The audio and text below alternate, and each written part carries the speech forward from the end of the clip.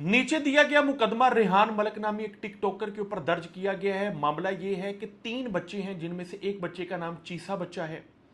असल नाम उनके शाजेब, हैदर और अदन है। शाजेब, हैदर और अदन तीनों बच्चे क्या करते हैं कि ये रेहान मलिक के घर के बाहर खड़े होकर साइबर हरासमेंट और साइबर बुलिंग करते थे। यानी जी सॉफ्टवेयर अपडेट कर देंगे, आज तेरे कार बढ़ जाएंगे, ये कर देंगे, वो कर देंगे, लटरन पटरन ऑनलाइन बदमाशियां करते थे ये।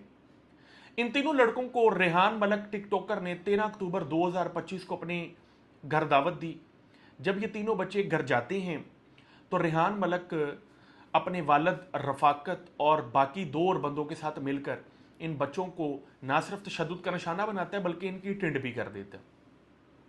ये मामला सोशल मीडिया के ऊपर हाइप क्रिएट कर जाता है जब हमारे एक वकील दोस्त जुनेद खान साहब इस मामले को टेकअप करते हैं और दूसरी तरफ से मियां बलाल साहब भी इस मामले को टेकअप करते हैं। लेकिन इस पूरे केस के अंदर लीगल पॉइंट देना बहुत जरूरी था।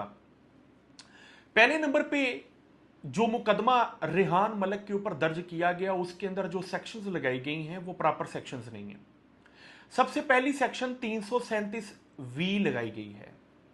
337 वी का मतलब होता है सर के, आईब्रोज के या आई लैशेस के बाल जड़ से उखाड़ना, अपरूट करना। अगर मैं एग्जैक्ट डेफिनेशन पढ़ूं तो 337 वी के अंदर बड़ा वाजिया तौर पे बताया गया कि हूएवर अपरूट्स, कोई भी शख्स जो निकाल दे, खींच के, अपरूट्स यानी जड़ से निकाल दे, all the hair of the head, beard, moustache, eyebrow, eyelashes यानी मूछ के बाल या आपकी ये भवों के बाल, आपके सर के बाल, आईलैशेस के बाल कोई अगर खींच के उतार दे तो उसके ऊपर 337 वी लगेगी। अब एक चीज बड़ी वाजिया है कि इसमें बाल खींच के नहीं उतारे गए बल्कि ब्लेड के जरिए टिंड की गई है। अब ब्लेड के जरिए अगर टिंड की गई है तो वहां पर सेक्शन 337 वी नहीं लगती बल्कि वहां पर सेक्शन 355 लगनी चाहिए थी। वहां पर 337 F1 लग सकती थी। वहां पर एक सेक्शन और लग सकती थी कि अगर सिर्फ FIR को देखा जाए तो उसमें वो कहा जाता है कि हमें जबरदस्ती अपनी गाड़ी में बैठाकर मलिक रेहान के डेरे पे ले गए। तो जबरदस्ती अगर बैठा के ले गए तो वो उसके ऊपर सेक्शन 365 लगेगी, यानी वहां पर एब्डक्शन की FIR दर्ज होनी चाहिए थी। लेकिन 337 वी की FIR दर्ज कर दी गई सिर्फ इसलिए कि जब ये केस अदालत में जाएगा तो सिर्फ इस बुनियाद पर यह केस खारिज हो जाएगा कि 337 वी तो इस केस के अंदर लगती ही नहीं है। अब बात आती है दूसरी, 337 वी एक नॉन कग्निजेबल ऑफेंस है, इसके ऊपर मुकदमा दर्ज नहीं हो सकता। तो जब मुकदमा दर्ज नहीं हो सकता तो वहां पर पंजाब पुलिस 148 और 149 लगा देती है। FIR के अंदर आप देख सकते हैं 337 वी के नीचे 148 और 149 लगाई गई है।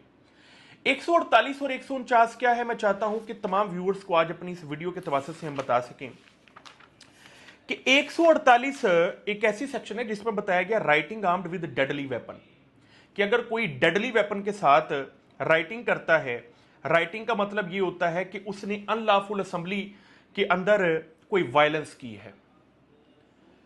इस पूरे केस के अंदर एक चीज बहुत इंपॉर्टेंट है, वो ये है कि 148 और 149 तब लगेगी जब राइटिंग होगी, और राइटिंग तब होगी जब अनलॉफुल असेंबली होगी, और अनलॉफुल असेंबली कब होगी उसके लिए सेक्शन 141 बहुत इंपॉर्टेंट है। सेक्शन 141 पाकिस्तान पीनल कोड का बताता है कि अनलॉफुल असेंबली तब होती है जब 5 मुल्जमान एक जगह पर एक वक्त में मौजूद हों। FIR का अगर हम मतन पढ़ें तो वहां पर जो मुल्जमान हैं वो टोटल 4 हैं, जिसमें एक इफ्तिखार अली, दूसरा अजर जाफरी, तीसरा रफाकत, चौथा मलक फहद। अगर 4 मुल्जमान हैं तो वहां पर 148 149 नहीं लग सकती क्योंकि 141 के इंग्रेडिएंट्स पूरे नहीं होंगे। तो ये वो FIR है, अगर इसकी क्वैशमेंट पिटीशन हाईकोर्ट में फाइल की जाए तो एक लम्हे में ये FIR क्वैश हो जाएगी, क्योंकि 148 और 149 भी नहीं लगती, और अगर ये दोनों सेक्शन नहीं लगती तो ये कग्निजेबल ऑफेंस ही नहीं है, और अगर ये नॉन कग्निजेबल ऑफेंस है तो इसके ऊपर मुकदमा दर्ज नहीं हो सकता।